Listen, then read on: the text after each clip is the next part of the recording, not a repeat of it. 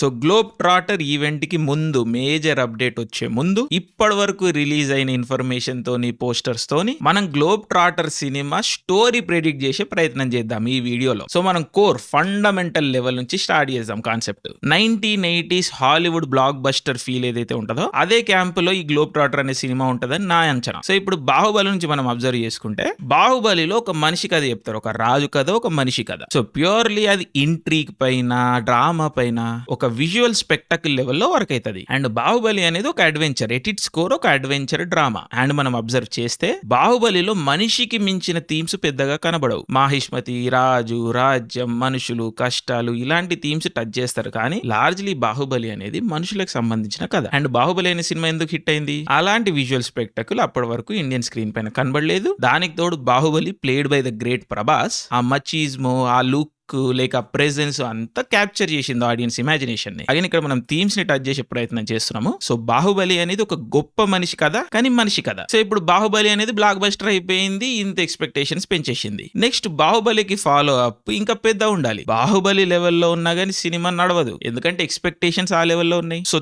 Theme లెవెల్లో నుంచి ఆలోచించినప్పుడే something greater than human ఉండాలి కథలో. సో ఆర్ఆర్ఆర్ లో రాజమౌళి గారు ఏం థీమ్స్ ని చూస్ చేసుకున్నారు? కంట్రీ, జాతి, భాష ఈ లెవెల్ కి మాట్లాడిరు. ఇండిపెండెన్స్, ఫ్రీడమ్ ఇవి థీమ్స్, ప్రిడామినెంట్ థీమ్స్ ఆర్ఆర్ఆర్ లో. అఫ్ కోర్స్ దీంట్లో కూడా మనుషులు ఉంటారు, రామ్, భీమ్ వీళ్ళు ఉన్నారు, వీళ్ళు గొప్ప గొప్ప పనులు చేస్తూ ఉంటారు. But the core theme of RRR ఒక మనిషికి మించిన విషయం. ఈ మనుషులు వాళ్ళ లైఫ్ లని సాక్రిఫైస్ చేసి, వాళ్ళ లైఫ్ లని పనంగా పెట్టి ఒక గ్రేటర్ కాజ్ కోసం పోరాడుతూ ఉంటారు. ఆ గ్రేటర్ కాజ్ ఏ కంట్రీ, ఇండియా. సో ఆ థీమే చాలా పవర్ఫుల్ థీమ్. సో ఆటోమేటిక్ గా జనాలు కనెక్ట్ అవుతారు. అండ్ ఆ థీమ్ ని ఇమోషన్ తో కలిపి పర్ఫెక్ట్ గా ఎగ్జిక్యూట్ చేసినప్పుడు ఆటోమేటిక్ ఎక్స్పెక్టేషన్స్ దాటేస్తుంది, నెక్స్ట్ లెవెల్ వెళ్ళిపోయి కూర్చుంటది. అండ్ ఆర్ఆర్ఆర్ కేసులో అదే జరిగింది. ఇప్పుడు ఆర్ఆర్ఆర్ అయిపోయింది, వచ్చేసింది. ఈ ఆస్కర్, ఈ హంగామా, ఈ వైబ్, హైప్ అంతా చూసినాం. ఇప్పుడు మరి నెక్స్ట్ సినిమా థీమ్ ఏ విధంగా ఉండాలి?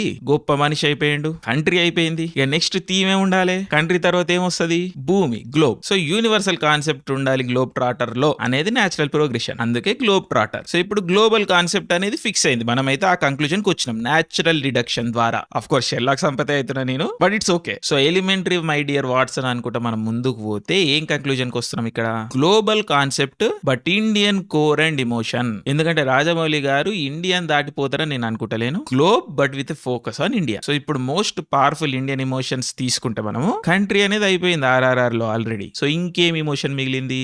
ధర్మము. సో గ్లోబల్ కాన్సెప్ట్ విత్ ధర్మం ఎట్ ఇట్స్ కోర్. ఇది globe trotter concept fundamental idea.